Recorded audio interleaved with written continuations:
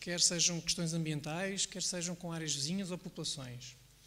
Procura melhorar, e já vamos ver como, a coordenação de intervenção entre todos os envolvidos neste processo, ou seja, a Iberowind tem este equipamento e é importante que o nosso fornecedor saiba que este equipamento está à sua disposição para uma emergência de um trabalhador do nosso fornecedor. Da mesma maneira com as corporações locais de bombeiros. E procura, como é óbvio, sensibilizar todas as partes envolvidas para todos os meios que nós temos disponíveis e os procedimentos adequados a ter em conta em cada caso de emergência. Nós, basicamente, procuramos com este documento melhorar a coordenação entre as partes, não haver compatibilização entre os equipamentos. Portanto, aquele exemplo da maca que eu referi foi uma necessidade que nós identificámos depois de perceber que uma maca que uma corporação local tinha não cabia dentro de um elevador de uma turbina e, por regra, os nossos planos de emergência são distribuídos junto do nosso fornecedor, que é uma entidade que passa muito tempo e intervém diretamente nos nossos parques eólicos, junto da Corporação Local dos Bombeiros e junto do Gabinete Municipal de Proteção Civil, a que diz respeito o BARC. Nós, basicamente, no plano de emergência, acabamos por identificar os riscos, as medidas preventivas, os contactos de emergência, quer os nossos contactos de emergência, quer os contactos de emergência do nosso fornecedor e quer todos os contactos de emergência das entidades externas. E fazemos também uma caracterização de todos os meios disponíveis. Nós indicamos no nosso plano de emergência se naquele determinado sítio existe um extintor de pó químico, se é um extintor de CO2, qual é que é a capacidade, onde é que ele está, quantos existem. Portanto, toda essa informação está disponível nos nossos documentos. A título de exemplo, temos também todas as coordenadas geográficas, quer do edifício de comando, quer dos aerogeradores. Temos um anexo com o layout. Há um bocado falava-se também, durante a manhã, da numeração das turbinas e da indicação de quais é que eram os melhores acessos para chegar a um determinado sítio. Portanto, esta informação, inclusive, dos layouts dos nossos parques, está, inclusive, disponível ao comum dos mortais por via do nosso website. Temos também fluxogramas que nos guiam relativamente à atuação que deve ser dada num determinado cenário. Neste caso, a título de exemplo, eu trouxe um cenário de fogo na base da turbina eólica, que é um cenário em que muito provavelmente os bombeiros são chamados a intervir e podem efetivamente nos dar um suporte muito, muito interessante. E temos outro cenário em que podemos ter um incêndio na nacelle, que é mais comum acontecer. Portanto, tipicamente, quando uma turbina arde, o início do foco de incêndio é na nacelle, e tipicamente estes equipamentos estão a 80, 60 metros de altura, onde os vossos meios, nomeadamente de extinção do fogo, estão muito mais limitados. Portanto, nós procuramos, nos nossos planos de emergência, salvaguardar todos os cenários possíveis de emergência e como é que devemos atuar em cada um deles.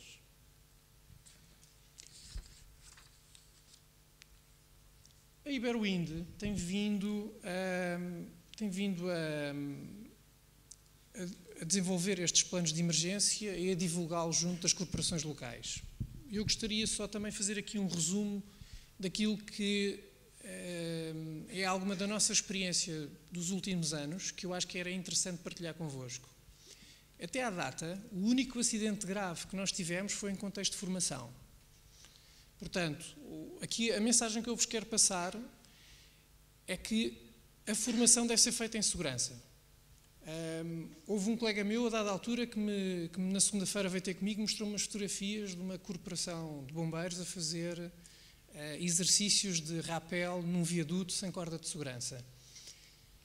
Ouçam, isto é altamente desrecomendável, porque este acidente grave que aconteceu foi em contexto de formação e foi com as seguranças todas e mais algumas. Portanto,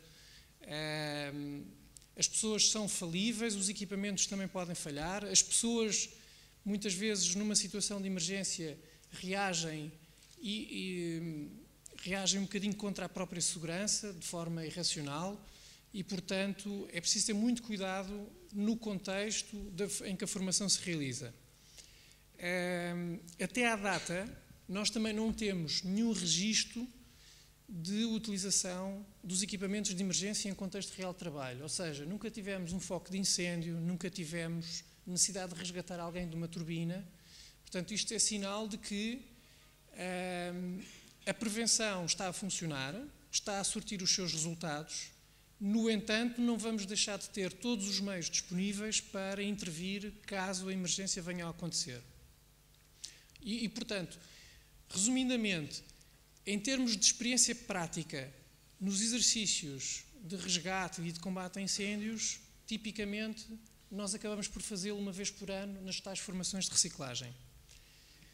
Outra iniciativa que nós temos tido, com a participação muito direta dos nossos fornecedores, tem sido realizar jornadas abertas com as corporações locais.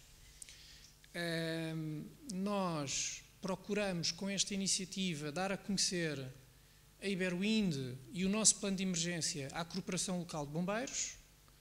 Fazemos tipicamente uma sessão durante a manhã, uma sessão, podemos lhe chamar uma sessão teórica, em que explicamos claramente alguns dos temas que já foram falados durante o dia de hoje. Seguidamente, nós fazemos uma visita ao parque eólico, ou seja, providenciamos aqui a oportunidade que a Corporação Local de Bombeiros tem em contactar com os nossos equipamentos. Fica também a conhecer onde é que o nosso parque eólico está. Tipicamente, conseguimos também promover uma subida a um aerogerador, se as condições meteorológicas assim o permitirem. E, sempre que possível, também tentamos promover a realização de simulacros. Deixem-nos só partilhar duas experiências em que eu participei ativamente. Uma delas em que eu fui mostrar os nossos equipamentos a uma corporação no norte do país, e a corporação mostrou-me esse equipamento e eu fiquei preocupado. Portanto, fiquei preocupado porque o equipamento era um equipamento que não permitiria sequer subir a uma turbina eólica e exercer qualquer atividade dentro de uma turbina eólica com as necessárias condições de segurança. Portanto, há que tentar perceber qual é que é efetivamente o equipamento mais adequado. E aqui a grande máxima é: quanto mais simples, melhor. Outra das experiências que nós tivemos foi criarmos estas jornadas abertas. Portanto, houve um grupo de 16 bombeiros voluntários que nos acompanharam nestas jornadas e foram visitar o nosso parque eólico, e passado 4 dias fizemos um simulacro, e com toda esta informação toda, com as coordenadas dos aerogeradores, foi muito difícil a ambulância conseguir ir ao nosso encontro no mais curto espaço de tempo possível. Portanto, há claramente aqui uma margem de melhoria em termos de coordenação, uma melhoria da coordenação naquilo que é a localização dos nossos aerogeradores. Há um bocadinho também falámos do tema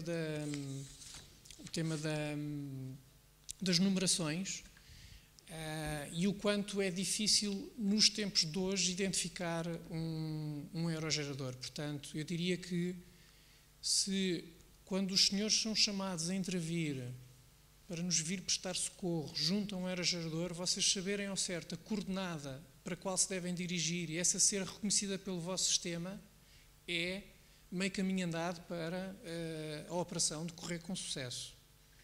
Portanto, ou seja, aquilo que nós testámos neste exemplo foi: fizemos o nosso plano de emergência, passámos essa informação toda. É óbvio que o plano de emergência é um documento um bocadinho espesso, não é um documento que ande no porta-luvas de um carro para eu poder consultar sempre que eu precisar de ir ao aerogerador número 14 do parque eólico, e de certeza que os senhores, antes de chegarem ao nosso parque eólico, vão passar por outros tantos e vão se indagar sobre qual é que é o parque eólico correto para o qual vocês foram chamados. Portanto, este reconhecimento local é importantíssimo para o efeito.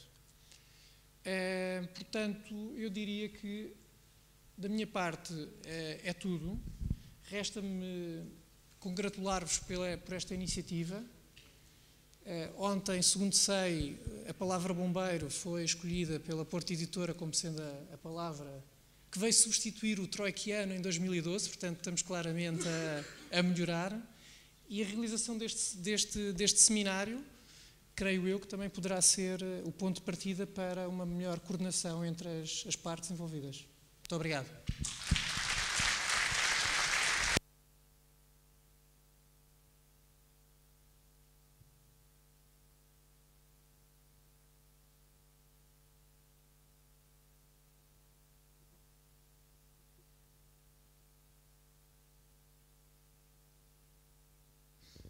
Isto não funciona. Está-se a ouvir? Acho que sim. Muito obrigado, Duarte Vaz, pela magnífica contribuição que nos deixou.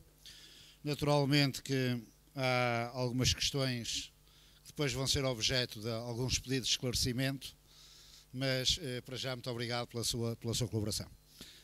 Vamos dar de seguida continuidade aos nossos trabalhos e temos connosco agora o Sr. Mário Barroso, que é formador na área da energia eólica de vários clientes como a Nordex, a Gamesa, Vestas, a Enercon, Iberoindia, entre outros, e promove soluções para aumentar a segurança e a produtividade nos locais onde existe o risco de queda.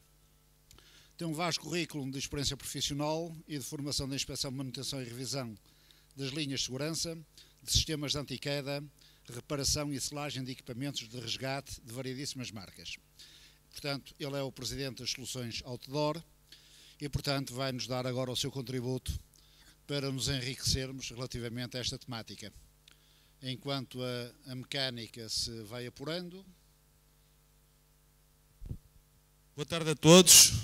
Espero que estejam bem dispostos. Alguns estão a dormir, para alguns é bom dia, a ver se acordam. Vamos falar de assuntos sérios, pelo menos durante um bocadinho, já falamos ao longo do dia. Portanto, o objetivo da minha intervenção é alertar-vos para os riscos das intervenções nos aerogeradores. São equipamentos diferentes do resto de equipamentos que estamos habituados a ver, se calhar mais seguros do que edifícios a cair ou a arder, não é? Mas tem outras características que normalmente é a altura, muitas vezes assusta as pessoas, por isso é que eu vou tentar demonstrar aqui o que acho que é mais importante para as corporações de bombeiros terem atenção. Vamos ver se isto funciona.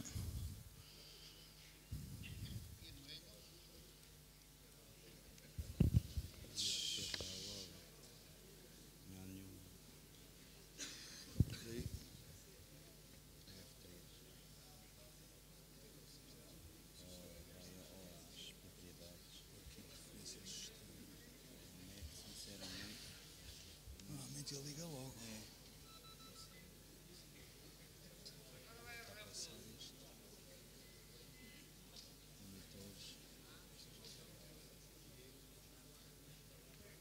Parece um motor.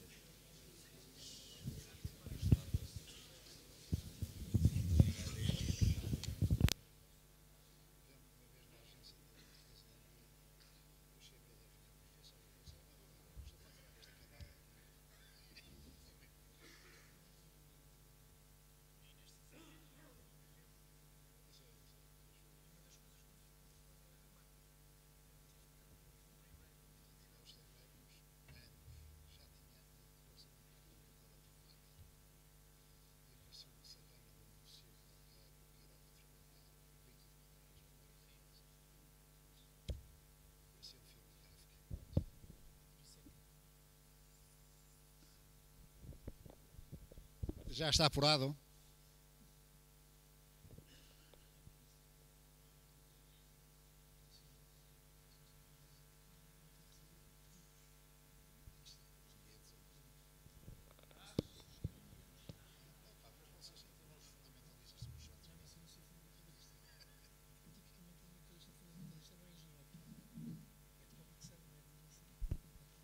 Ora bem, o que me pediram hoje para fazer aqui é falar especificamente do que eu disse ainda agora, que é análise de riscos e intervenções. Portanto, vou começar por apresentar a Soluções Outdoor. Soluções Outdoor é uma empresa transmontana de Vila Real. Desde 2005 que intervimos na área da segurança em trabalhos em altura. O nosso objetivo é proteger as pessoas, isto é, fornecer equipamentos e técnicas para que não caiam abaixo, não é? Já sabe que um dos riscos principais dos trabalhos em altura é trabalhar depois do almoço, porque as pessoas comem, ficam com o coração a bater, sangue para a barriga e o coração esquece do cérebro. Por isso temos de ter mais atenção depois do almoço do que noutra hora do dia, quando acontecem mais acidentes. Para isso tenho que vos alertar. Trabalhamos a nível nacional com alguns dos maiores fabricantes de aerogeradores, trabalhamos a nível internacional também, trabalhamos com produtores de energia e etc. Acho que isto está ao contrário, mas está tudo. Representamos algumas marcas de equipamentos de segurança que não se vê, portanto há parte do slide que não vai aparecer. Isto é o problema. Pronto, quais são os riscos? O risco principal é queda em altura, como já se disse aqui. Depois temos eletrocução, podemos ter eletrocução e queda em altura. Podemos ter choque com objetos são transportados ou nós chocamos contra objetos. Podemos ter as condições atmosféricas não serem favoráveis à nossa intervenção também. E depois temos espaços confinados, não bem no termo de espaços confinados, porque não têm riscos de gases e etc., mas têm riscos, são espaços apertados, temos de ter equipamentos adequados para entrar lá dentro. E depois também temos os incêndios, que nesse caso acho que vale a pena estarmos quietos ou eventualmente arranjarmos um helicóptero se for preciso resgatar as pessoas. Quais são as medidas de prevenção que nós temos para isto, que não aparecem aqui na imagem? É termos formação adequada para o trabalho que vamos realizar e essa formação deve ser dada também em cenários reais. Temos de treinar nas máquinas, temos que pedir aos